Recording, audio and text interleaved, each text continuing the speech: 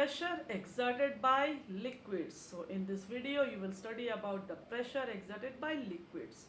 So solid exert pressure by applying force per unit area.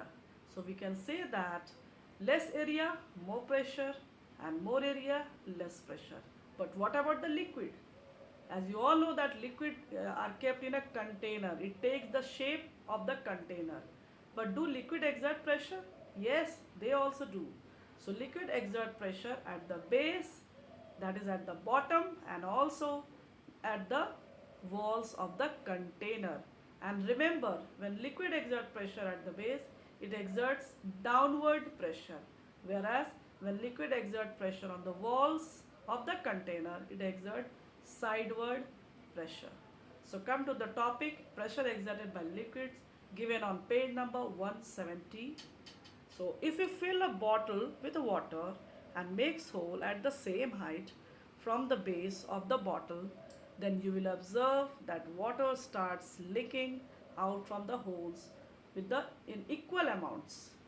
This happens because the water exerts pressure on the wall of the container. So if we make holes at the same height in a bottle, and if we pour some water in it, then water will fall at the same height at same pressure. So this is the first property of liquid pressure, because water exert pressure on the walls of the container. So due to this reason that liquid pressure takes place at the same height with equal pressure. See the figure here. So liquid pressure is conducted by the water. So water is coming out at the different height. But if you make hole at the same height, then water will come at same pressure. Now, next paragraph. In fact, all liquids not only take the shape but also exert pressure on the wall of the container holding them. So that is why the moment the liquid get an outlet, it forces itself out due to the pressure it exerts on the walls. So this is often observed if a water pipe get damaged or has some holes in it. Have you seen that? Yes, the water bursts out with equal pressure from all the holes, resembling a water fountain. So in your home, if you have a water pipe and it has some holes, then what will happen? The water will comes out with pressure.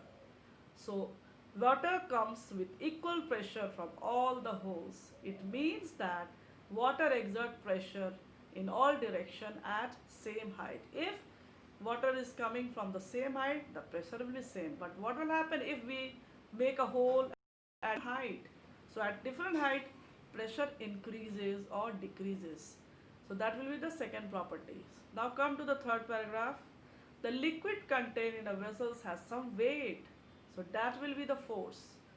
This weight exert a force on the base of the container and hence give rise to pressure.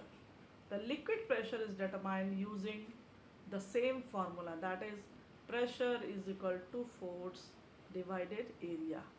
So this will be the formula for the liquid pressure also.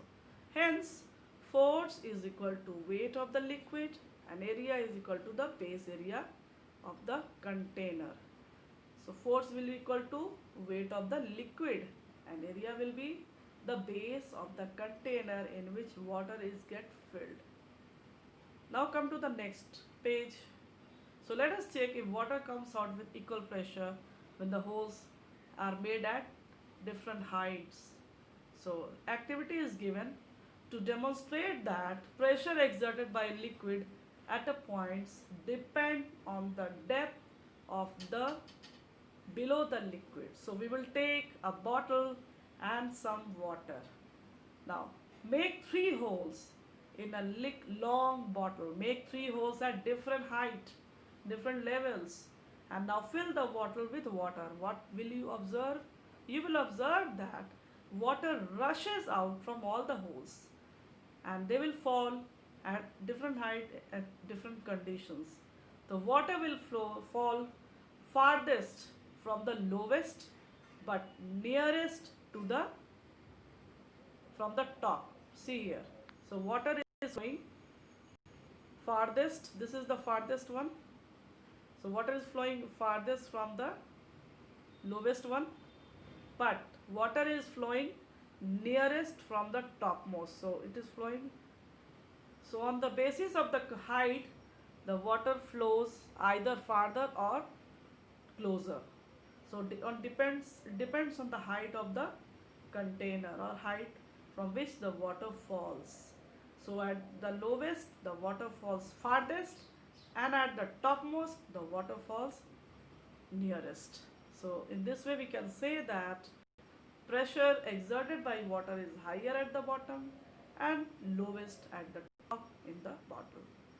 So from the above activity we see that if we go lower in a container, the pressure exerted by the liquid increases. Hence we conclude that pressure exerted by liquid increases with depth of the container. So that is why the pressure exerted on the base will be the highest and the pressure exerted at the top will be the lowest. Underline this line.